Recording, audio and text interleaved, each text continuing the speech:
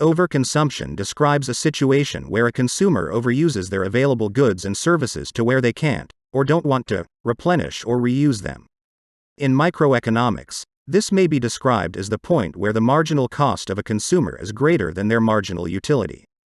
The term overconsumption is quite controversial in use and does not necessarily have a single unifying definition. When used to refer to natural resources to the point where the environment is negatively affected, is it synonymous with the term overexploitation? However, when used in the broader economic sense, overconsumption can refer to all types of goods and services, including man-made ones, e.g., the overconsumption of alcohol can lead to alcohol poisoning.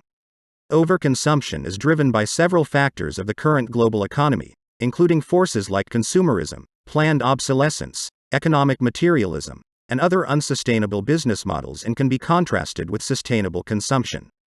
Defining the amount of a natural resource required to be consumed for it to count as overconsumption is challenging because defining a sustainable capacity of the system requires accounting for many variables. The total capacity of a system occurs at both the regional and worldwide levels, which means that certain regions may have higher consumption levels of certain resources than others due to greater resources without overconsuming a resource. A long-term pattern of overconsumption in any given region or ecological system can cause a reduction in natural resources that often results in environmental degradation.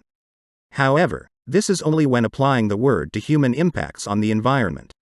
When used in an economic sense, this point is defined as when the marginal cost of a consumer is equal to their marginal utility.